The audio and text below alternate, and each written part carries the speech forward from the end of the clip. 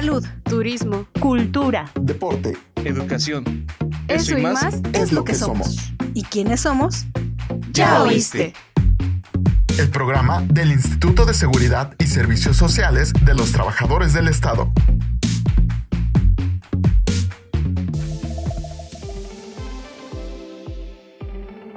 Hola, bienvenidos a un nuevo episodio de Ya Oíste. Yo soy Génesis Sainz Silva, un gusto estar con ustedes. Hoy abordaremos un tema que la verdad yo siento que es muy poco conocido, pero que es muy importante hablarlo, y es el embarazo psicológico. Y para ayudarnos a entender qué es, por qué ocurre, cómo se trata, nos acompaña la doctora Diana Bautista II, que es ginecóloga. Mucho gusto, ¿cómo está, doctora? Muy bien, un placer estar con ustedes y muy contenta de hablar de este tema. Uy, se va a poner interesante.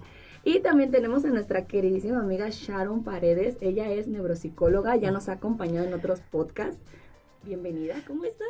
Muchas gracias, aquí de vuelta, ya sabes, que me encanta estar con ustedes, compartiendo conocimientos. Uy, yo soy feliz porque siempre que les digo, cuando iniciamos el podcast, nos desconectamos del mundo y aprendemos. Me gustaría que nos contaran un poquito de qué es en realidad esto. Ok, pues el embarazo psicológico es una condición en donde la mujer cree que está embarazada, pero además tiene síntomas de embarazo. Entonces, dentro de estos síntomas, pues podemos tener congestión mamaria, crecimiento abdominal, sensación de movimientos fetales, puede llegar hasta el punto en que la paciente puede tener contracciones. ¿Qué? Entonces tiene todos los síntomas de una paciente embarazada y hasta muchas veces hasta exacerbados. Dios mío. O sea, yo pensé que nada más era como lo normal, como que no, pues me dio náuseas, me mareé o cositas así, que es como le dicen, ok, ya me dio el pequeño sustito y ya te empiezas a hacer ideas en la cabeza, ¿no? Pero esa parte de que realmente siente el movimiento, que se pues crece la pancita, se podría decir. Oh my God, estoy sorprendida. Y en eso, o sea, ¿qué es lo que los orilla a que empiecen a desarrollar eso, Sharon?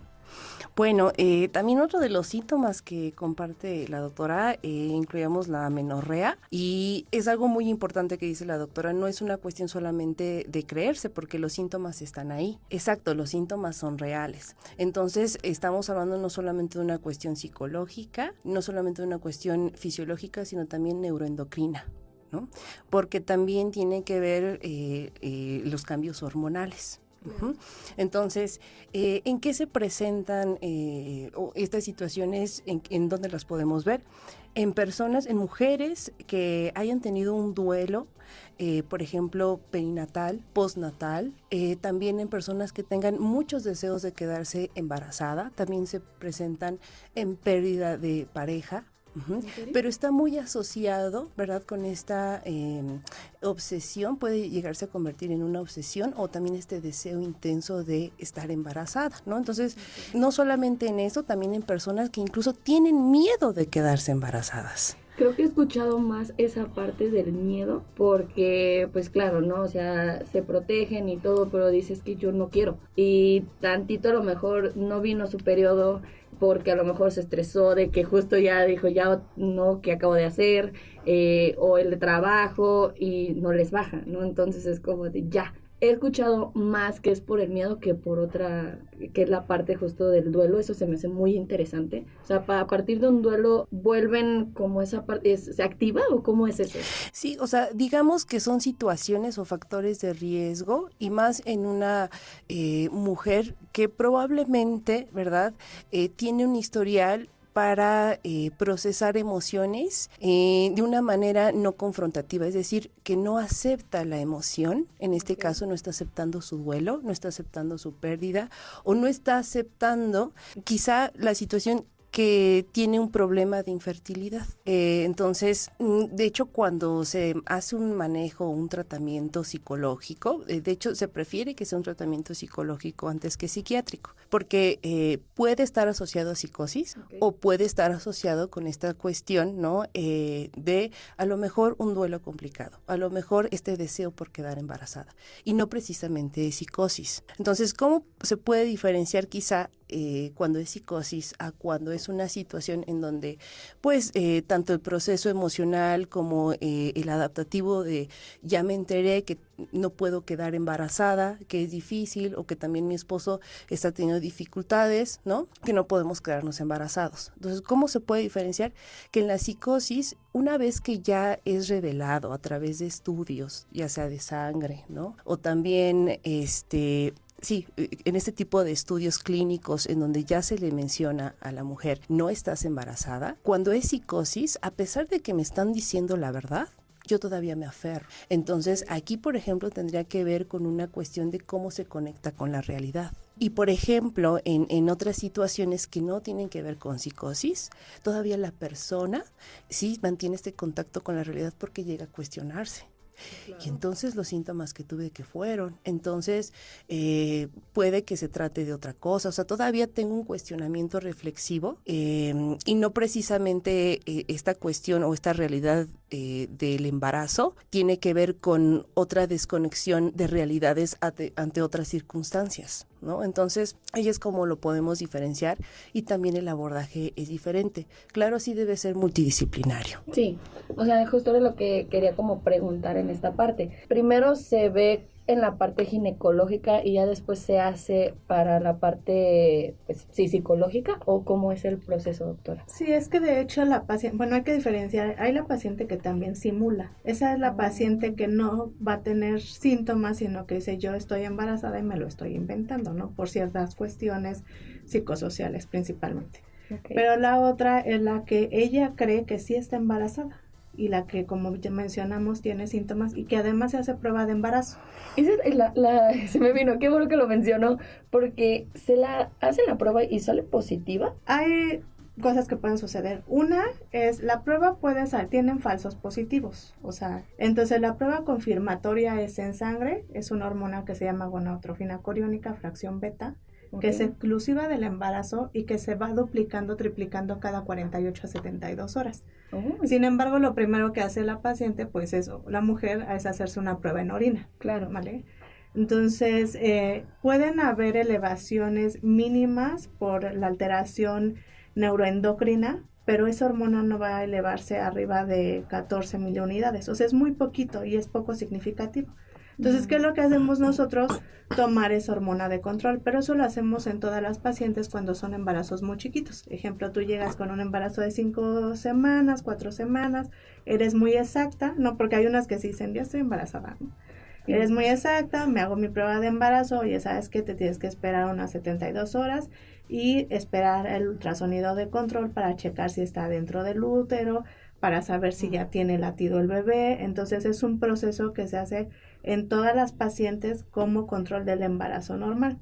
Okay. ¿Qué hay de peculiaridad en estos casos? Que puede haber diagnósticos diferenciales, como son un aborto. Ejemplo, un aborto, la hormona sí puede estar elevada, pero esa hormona no se va a empezar a elevar consecutivamente, como te comento, claro, sino que se va a estancar o va a ir hacia la baja, ¿no? Y hay muchos tipos de abortos. Entonces podemos especificar en donde sí hay un embrioncito, pero ese embrión ya no tiene latido, entonces da lo mismo, ¿no? La hormona va a ir para abajo. Entonces, en ese sentido podemos hacer diagnósticos diferenciales. La otra, las pacientes que han tenido una pérdida un poquito antes, la hormona no se negativiza de manera inmediata. Entonces, como dice Sharon, o sea, se quieren embarazar constantemente, que la verdad es que sí se puede porque pueden ovular y no se ha terminado de negativizar y ellas empiezan con este episodio de creer que están embarazadas, ¿no? Ahora, algo importante que tenemos, la presión social. Eso es súper importante, que actualmente muchas de las pacientes, más las que van al instituto, pues están embarazando ya un poquito más grandes, ¿no? Porque ya que tienen una licenciatura, tienen posgrados, maestrías y todo eso, pero también hace que la gente te diga, oye, ¿y para cuándo? Ya se te fue el tren. Ya se te fue. Yes. O vas a tener alteraciones, o no te vas a poder embarazar. Y fíjate que me he dado cuenta que hay como un piquito, como a partir de los 35 años, que la presión social como que pega todavía mucho más, ¿no? ¿No? De yo ya tuve tantos, o ya te casaste, o todo eso. Entonces eso involucra mucho que las mujeres empiecen con este tipo de trastornos. Pero en conclusión, sí necesitamos hacer las pruebas confirmatorias, principalmente de laboratorio, y a final de cuentas necesitamos un ultrasonido. Y a pesar de eso, muchas veces las mujeres siguen sintiendo que están embarazadas y muchas veces se relaciona a las pérdidas muy recientes. Ejemplo, que su bebé haya muerto intraútero, ¿no? Okay. En ese sentido, lamentablemente hay mamitas que cuando ya sus bebés fallecen a más semanas, ¿no? Hablo de un embarazo a término, 38, 39, 40 semanas, pues ellas no se dan cuenta en qué momento falleció su bebé. Entonces menciona que tienen movimientos fetales, a pesar de que ya llevan horas o días de que ha fallecido. Entonces esa misma sensación puede llegar a generar a que posteriormente ellas sigan sintiendo esos movimientos fetales. Ay, qué duro. La verdad es que sí, pues, o sea, es compadecer esa parte, pero es muy importante y una línea muy delgada de pasar a lo que hablamos, ¿no? O sea, hacer creer. Y lo que, pues es que la mente es poderosa. O sea, de verdad que yo me quedo, ¿a qué nivel llega la mente para hacerle creer al cuerpo que realmente está, ¿no? Entonces, le quería preguntar, doctora, cuando llegan, porque yo creo que le han llegado casos así, entonces cuando llegan así, ¿cómo es que usted entabla esa conversación o cómo empieza, pues sí, para que no sea como un golpe tan duro? Porque puede que a lo mejor la persona, la mujer, diga, ok, tiene razón, pero como otros casos que nos comentaba Sharon que dicen, no, o sea, yo estoy embarazada y pues sáquenme de ahí, no van a poder. ¿Cómo es ese proceso? Fíjate que yo creo que hay que generar primero empatía con la paciente, que a veces eso nos falta mucho, ¿no? O sea, creemos que llega a la consulta, le das un diagnóstico y ahora vayas a otro lado, ¿no? Definitivamente no tenemos la experiencia que puede tener Sharon como psicóloga, pero como ginecólogo sí es parte de nuestro trabajo familiarizarnos con lo que trae previo la paciente, ¿no? Dentro de sus antecedentes, pues hay muchas que ya tienen mucho tiempo con nosotros, hay muchas que llegan nuevas, o pacientes que llegan para pedir un diagnóstico, una segunda opinión, porque ya les dijeron que era con lo que cursaban y ellas pues siguen aferradas a que están embarazadas. Entonces, familiarizarnos con ellas, tratar de ser empáticos y a partir de ahí tener todas las pruebas confirmatorias para tener las herramientas y saber cuál es el diagnóstico correcto, ¿no? Porque nos podemos equivocar sí por todos los diagnósticos diferenciales. Ejemplo, he tenido pacientes que llegan con una prueba de embarazo positiva, les hacen su ultrasonido de control y en el ultrasonido no sale nada. Tienen otra prueba de embarazo y sale positiva, ¿no? Y entonces dice Diana, pues es que porque tengo pruebas de embarazo positivas y no me sale nada en el ultrasonido. Una puede hacer un embarazo ectópico, o sea, el que se forma fuera del útero, ¿no? Y la otra, como te comento, es el aborto. Entonces, claro que tienen niveles de gonadotrofina altos, claro que ellas sí estuvieron embarazadas, ¿no? No es como esa me creo, pero la otra es, bueno, ya tengo seriadas las pruebas bioquímicas y ya tengo los ultrasonidos para confirmarte. Y pues obviamente siempre se trata de que sea acompañada por un familiar, ¿no? Sí. Que la apoye, ¿no? Que sea escuchada, que también vea los estudios, porque eso es muchas veces lo que pasa, no los dejan pasar, ¿no? Entonces les hacen los estudios, no los dejan pasar, y ella me trataron mal, se sienten juzgadas, no se sienten agredidas. Claro. Entonces, y eso no solo pasa en el consultorio, nos pasó en centros de biología de la reproducción, en donde van las mujeres que desean un embarazo y pueden ver a otra mujer o a la misma ginecóloga o el personal que está ahí embarazado y si le dice, oye, porque tú sí puedes y yo no puedo, ¿no? Y es un coraje y de repente es un choque, efectivamente. Entonces esa parte de decir, yo puedo estar en ese lugar, ¿no?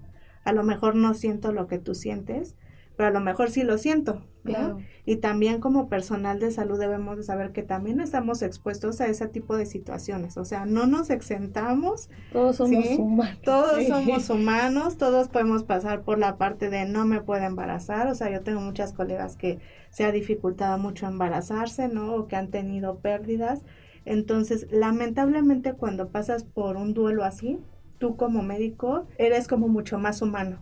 Pero no todos pasan por ahí, ¿no? Exactamente. Entonces, yo creo que es eso, tener las herramientas básicas, concisas, para hacer el diagnóstico correcto y a partir de ahí, pues, tener un equipo multidisciplinario. O sea, es muy importante. Ahora, la mayoría de las patologías necesitamos vincularnos con nutrición, psicología, fisioterapia, porque hemos visto que no solo médicamente vas a tratar a las pacientes, ¿no? Si no englobas todo lo biopsicosocial, la paciente va a seguir igual, ¿no? La puedo operar de lo que sea, le puedo hacer lo que sea, pero si no la trato en todas sus esferas, no va a mejorar la paciente. Vamos ahorita a desglosar un poquito eso para que la gente nos entienda cómo es el proceso, que no solamente se queden con esa parte, en este caso que es la parte ginecológica, sino ya viendo ese filtro, ahí es donde ustedes los pasan, ¿no? A la siguiente área, que sería en este caso contigo, Sharon, ¿no? Entonces, ya que pasan con ellas y llegan contigo, ¿tú qué haces? No, muchas veces llegan inmediatamente, ¿no? Si no pueden llegar posteriormente. Yo tuve un embarazo psicológico y hasta el momento, ¿no? A lo mejor ya no tengo los síntomas físicos, pero sigo con este pensamiento, ¿no? Entonces, hay algo importante que me gustaría mencionar, y es que el ISSSTE tiene el código mariposa, que justamente este código mariposa se centra en brindarle empáticamente a una mujer que ha pasado por un proceso de duelo peri o postnatal. Y entonces, en ese momento, lo que se recomienda es darle un espacio y también brindarle quizá contención emocional y consejería. Ese es el código mariposa, justamente en los procesos de duelo, ¿no?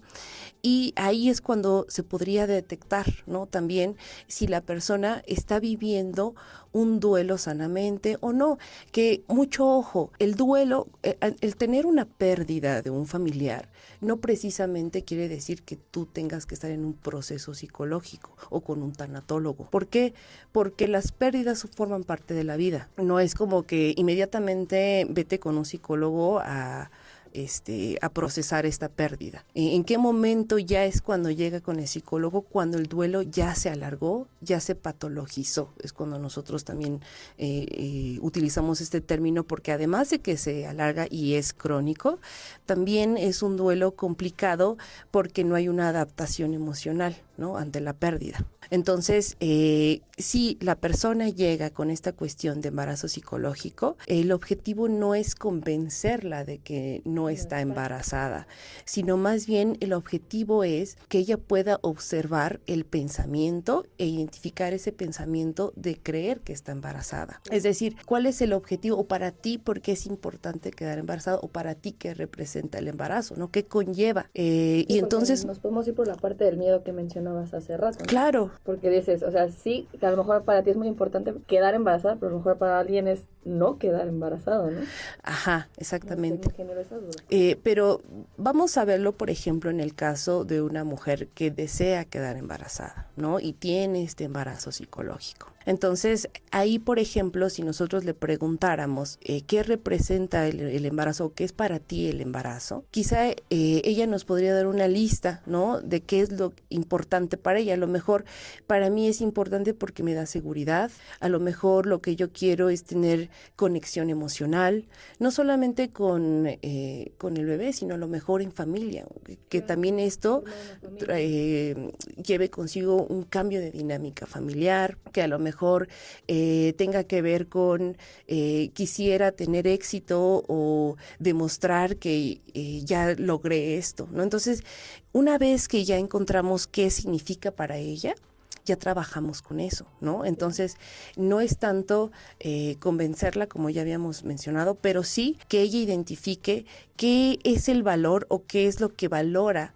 de esta idea de quedarse embarazada, porque entonces no es la búsqueda de si quedo embarazada logro conexión, si quedo embarazada tengo seguridad, más bien es cómo puedes tener esa seguridad, esa conexión emocional sin el embarazo, y justamente orientarla, y si va con un acompañamiento de me gustaría seguir intentándolo, pues sí se recomienda el acompañamiento psicológico. El tratamiento que lleva es más parte psicológica, va de la mano con la parte ginecológica. ¿Cómo es ese trabajo en conjunto para ayudar? Es psicológica, o sea, una vez que ya se identificó que no hay un embarazo real, ya es psicológico y en algunos casos puede ser con tratamiento farmacológico y con el psiquiatra. Hace ratito me enfoqué nada más en las mujeres que desean tener hijos y tú mencionaste algo muy importante también, aquellas que tienen miedo. Entonces, claro que sí, también en esta parte, fíjate que ahí quizá, y es lo que también he leído, que las mujeres que tienen más deseos de quedar embarazada, tienen más estos casos, es decir, el embarazo psicológico progresa más que en situaciones en donde ellas tienen miedo, permanece más, y esto tiene que ver con una cuestión de cómo nuestro cerebro ante situaciones de estrés, ante situaciones de ansiedad, puede modificar incluso señalizaciones hormonales, ¿no? O sea, como el cerebro detecta la ansiedad y el estrés, ¿qué hace? Bueno, la amígdala detecta, la amígdala se lo menciona al hipotálamo, el hipotálamo es el que supervisa, ¿no? ¿Qué está pasando? Y entonces él libera una hormona y le indica a la hipófisis si liberar ciertas hormonas o no, ¿no? Entonces, no solamente son hormonas que también tienen que ver con el estado emocional, pero también son hormonas que le indican al cuerpo qué hacer, ¿no? Por ejemplo, tienes que producir leche, tienes que preparar al cuerpo para que sea un embarazo, ¿no? Entonces tienes que crear las condiciones en el útero y los nutrientes necesarios. O sea, todo eso es a través de hormonas. Sí, es que de hecho, pues llamamos que es una alteración neuroendocrina, ¿no? Y como lo dice Sharon, o sea, la paciente tiene un por qué siente esos síntomas, ¿no? No de repente me los inventé. De la nada. Si bien están relacionadas con el deseo de un embarazo, también es cierto que, ejemplo, o sea, tenemos alteraciones en hormonas. Las mujeres nos regimos por hormonas. Sí. Todos nuestros días están regidos por hormonas y de acuerdo a la edad que tenemos, pues es obviamente si se disparan, si bajan, si se alteran y todo eso, ¿no? Yo les digo, es como de repente ir al dentista, ¿no? Pocas veces vas regularmente al dentista, ¿no? Lo mismo, pero cuando vas te encuentras todo lo habido y por haber. Igual con los ginecos, ¿no? Cuando vamos, pues encontramos todas las alteraciones hormonales que puedes llegar a tener y eso lo vinculamos a la sintomatología que tú tienes, tengas o no un deseo de embarazo. Okay. Entonces, en ese sentido, por ejemplo, muchas mujeres dicen, oye, yo digo que estoy embarazada porque aparte de que no menstruo, pues tengo secreción por el pezón, ¿no? Y tengo salida de leche, ¿no? Lo que llamamos la galactorrea. Pero además, yo siento que mis mamas están congestionadas. Pero además siento que ya me estoy hiperpigmentando, ¿no? O sea, que me salen las manchitas del embarazo, dichoso melasma. Fíjate, me está creciendo el abdomen, entonces, ¿de dónde me crece el abdomen si no estoy embarazada? Y puede ser esto tan prolongado como el trastorno que tenga cada paciente, ¿no? Porque hay unas que se pueden aventar los 9 meses diciendo que están embarazadas y hasta que ellas puedan aceptar una asesoría por psicología, porque tampoco las podemos obligar a ir. Es que ese es el punto clave. Entonces, dentro de ese trastorno, ejemplo, al haber alteraciones en la dopamina, aumenta la prolactina, que es la hormona que se eleva durante ciertos episodios. Uno de ellos puede ser un trastorno independiente, pero lo más normal es que se eleve cuando nosotros lactamos, ¿no? Okay. Entonces de ahí se presenta uno. La otra cosa importante a nivel hormonal es que tenemos nosotros sistemas de retroalimentación, que quiere decir que si baja una hormona, por ende la otra va a decir, oye, ya está bajando, entonces échale más ganas, ¿no? Para que se genere. Y eso que me va a liberar, pues periodos de que yo no ovule. Entonces, y al no ovular es lo que hace como consecuencia que yo no menstrue. Entonces, y otro efecto de que yo no menstrue es que se eleve el cortisol. Entonces, casi siempre todos estamos sometidos a un estrés prolongado, pero sí hay cuadros donde ese estrés, aunado a la folículo estimulante, a la hormona gonadotrofina, que se libera a nivel del cerebro, entonces eso hace que yo no menstrue. ¿Qué me puedo hinchar? Sí me puedo hinchar. Y decir, oye, mira, es que amanezco hinchada, anochezco hinchada, entonces claro que estoy embarazada, ¿no? Esa retención de líquidos también tiene un trastorno hormonal, entonces a nivel de dopamina, serotonina, noradrenalina, hace que yo pueda tener todos esos síntomas que comentamos, ¿no? Y pueden ser tan intensos como un embarazo o sea, los síntomas que cuando son más intensos casi siempre son en los primeros meses de embarazo, porque en realidad si tuviéramos un embarazo fisiológico normal, la hormona gonadotrofina se eleva hasta el tope el primer trimestre de embarazo. Por eso es que casi siempre es cuando decimos, es que ya no aguanto la náusea, ¿no? Y me siento mareos, todo. Esa es la causa, ¿no? Pero esa paciente, claro que tiene un trastorno de base, si bien psicológico, si bien como dice Sharon, tiene que tener su tratamiento por ellos definitivamente, pero claro que tiene un trastorno hormonal que no se va a corregir dándole yo un medicamento. O sea, aquí no aplica de yo te di unas pastillas anticonceptivas, ¿no? Que están muy de moda y con eso te lo voy a corregir. Al contrario, la puedo llevar al otro pico de que la paciente se sienta súper mal, ¿no? No le estoy corrigiendo, no le voy a hacer creer que no está embarazada, ¿no? Que esa no es mi intención. Sin embargo, o sea, en el momento en que ella decida, al paso que ella decida, es conforme la vamos a ir apoyando. El código mariposa es súper importante. El ISSSTE lo ha instituido, la verdad es que muy bien. Esa parte de que puedas tener un espacio tú en dado caso de que tengas una pérdida y que en ese momento captes a la paciente, ¿no? Claro. Porque es como de, bueno, ya tuve una pérdida, pero estoy viendo en la cama de al lado que está la otra paciente con su bebé, llorándole, dándole pecho, ¿no? Pero además ya me dejaron ir y ya me les perdí, ¿no? Siendo que todo ese duelo que estoy pasando puede repercutir posteriormente. Exacto, no, o sea, es que es un conjunto y me salió una duda, doctora, porque, por ejemplo, es muy común ver, ¿no? Que se llevan como algunos sustitos, ¿no? Como dicen, híjole, o sea, sí, use protección y todo, pero pues no me baja, o sea, ya pasa como a lo mejor una semana. Acuden a su ginecólogo, o sea, como qué pauta les dan para decir, ok, no es un embarazo psicológico, pero tampoco estás embarazada, solo estás como, pues, esperando a que llegue de nuevo tu amiguito.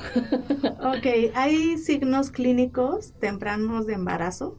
Cuando tú las revisas puede haber modificaciones en el cérvix, sí puede haber alteraciones mamarias, sí puede haber cambios de coloración, ¿no? Eso es clínicamente un embarazo temprano. Uh-huh. Cuando yo hago un ultrasonido, a pesar de que no puedo encontrar un saco gestacional porque el embarazo es muy pequeño, también hay datos clínicos de embarazo temprano. Por ejemplo, se engruesa el endometrio, que es la tela que se desprende en cada menstruación.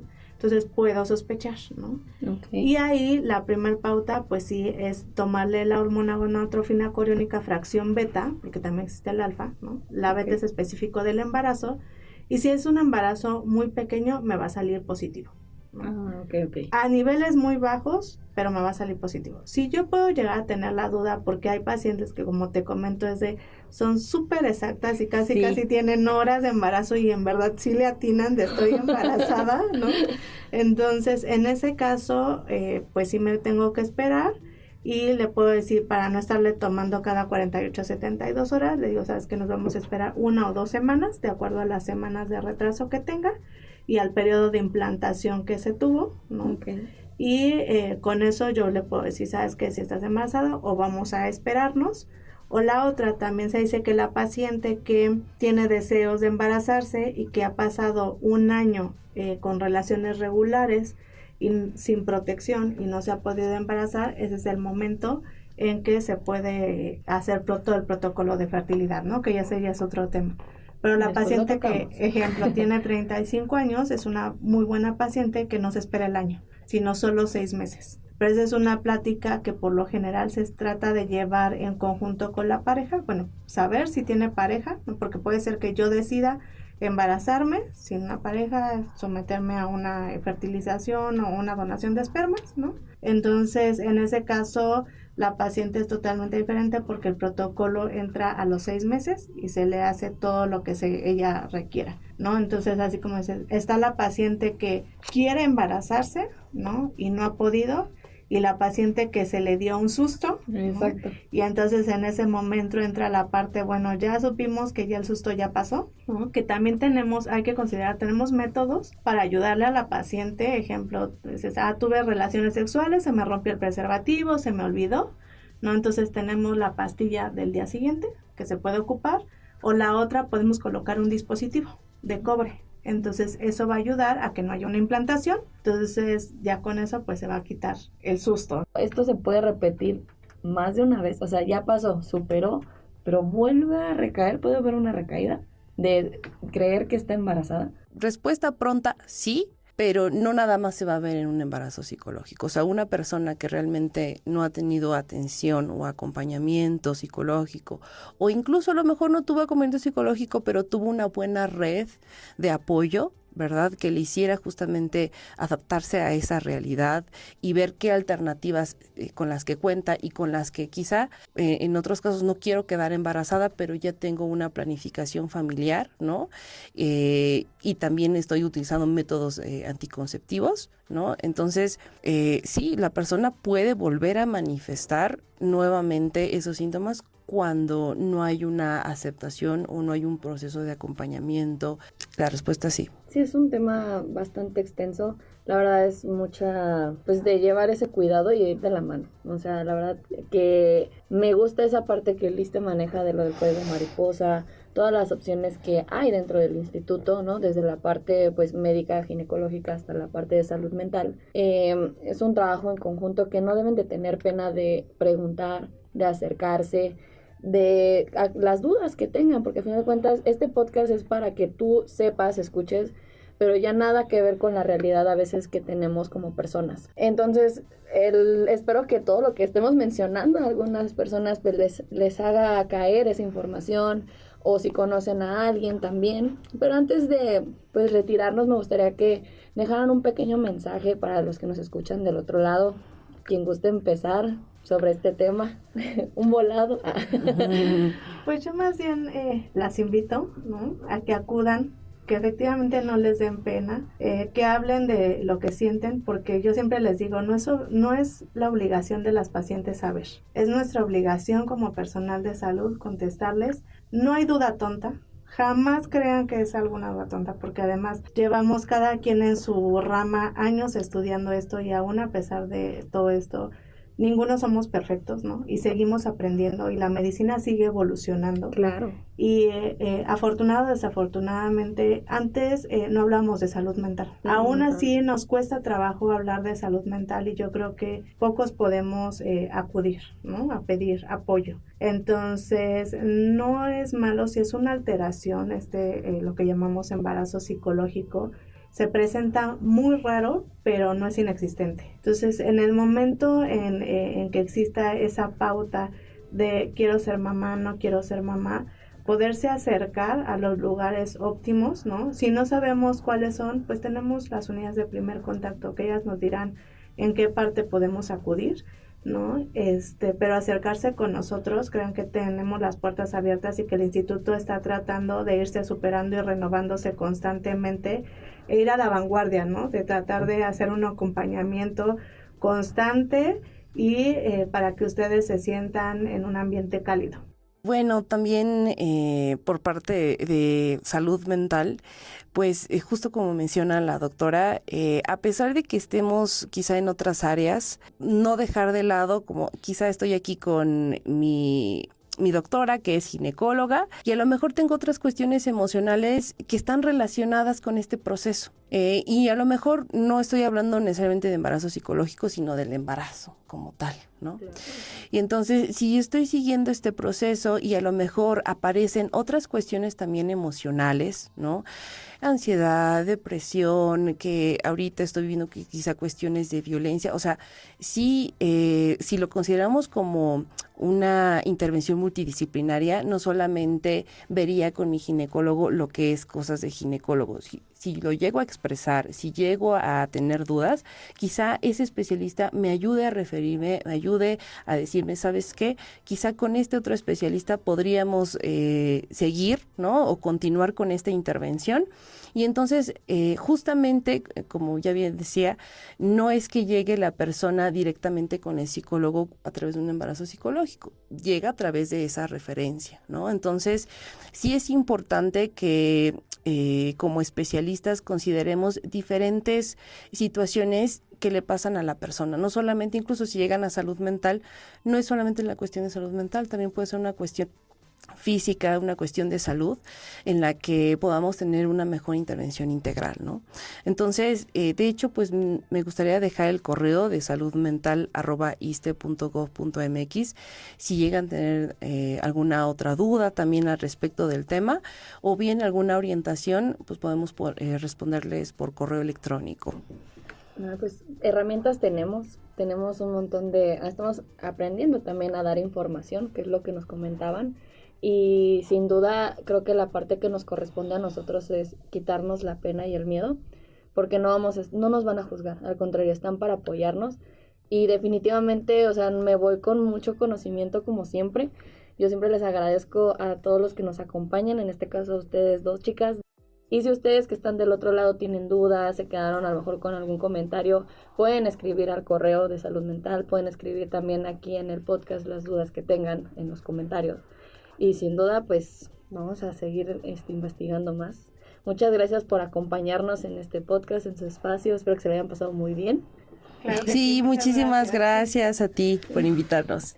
Para la próxima ya vamos a buscar más temas y que nos acompañen en esta mesa de debate. Claro que sí. Perfecto, pues, gracias doctora, gracias Sharon y gracias a ustedes por escucharnos hasta este punto. De verdad que el podcast no sería nada sin ustedes. Y definitivamente, pues si te interesó este tema, pues compártelo, dale like, escúchalo donde tú quieras, ya sea bañándote, en la escuela, en la radio, ¿por qué no? Definitivamente cambia mucho el escuchar y el tener información. Y pues recuerda que la salud mental también es importante para todos hoy en día. Yo soy Génesis Sainz Silva y fue un gusto estar con ustedes. Nos vemos en un próximo episodio de Chao Iste. Adiós. Adiós.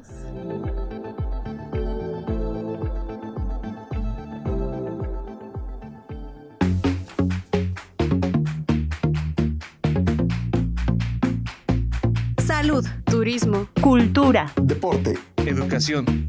Eso y más Es lo que somos. ¿Y quiénes somos? Ya oíste. Gobierno de México.